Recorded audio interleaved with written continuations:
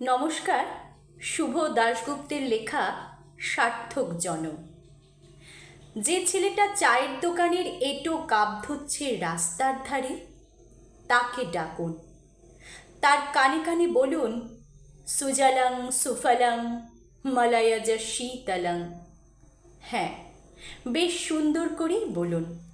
যে মেয়েটা চাকরির নাম করে বনগাঁ কিংবা চাকদা থেকে রোজ সকালে ট্রেনে সেজে গুজে শহরে আসছে শরীর বেচে চাল ডাল নুন কিনতে, তাকে ডাকুন।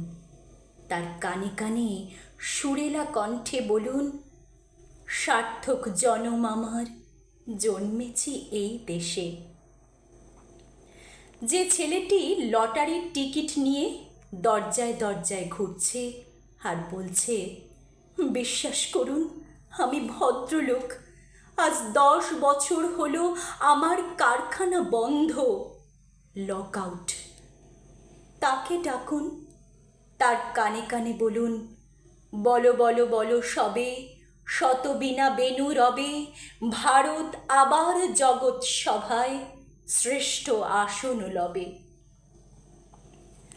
রাতের আকাশ কাঁপিয়ে অজর ধারায় বৃষ্টি নামলে যে মা আজও লণ্ঠন হাতে টালির ঘরের দরজায় ঠায় দাঁড়িয়ে থাকেন তার খোকন ফিরে আসবে বলে, যে খোকনকে এমনই এক বর্ষার উন্মত্ত রাতে কালো গাড়ির পুলিশ ডেকে নিয়ে গেছিল, আর বরানগরের রাস্তায় ভোরের ঘুম ভাঙা কুকুর প্রথম দেখেছিল যার গুলিবিদ্ধ রক্তাক্ত লাশ, সেই মাকে ডাকুন।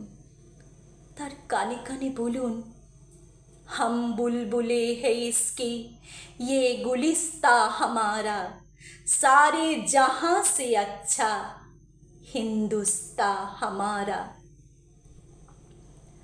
সবাইকে সব কিছু বলা শেষ হলে শুনশান শীতের রাতে 5 মাথার মোড়ে ঘোড়ায় চড়ে বসা সেই মহা বিপ্লবীর পায়ের সামনে ধীরে ধীরে এগিয়ে যান। ফাঁকা রাস্তায় রাতের বাতাসে কান পাতুন, শুনতে পাবেন সেই বিপ্লবী পুরুষের বজ্রকণ্ঠ, আমি তোমাদের কাছে রক্ত চেয়েছিলাম তোমাদের স্বাধীনতা এনে দেব বলে, আমি পারিনি, কিন্তু আমি আমার সমস্ত জীবন উৎসর্গ করেছি, আর তোমরা তোমরা নমস্কার।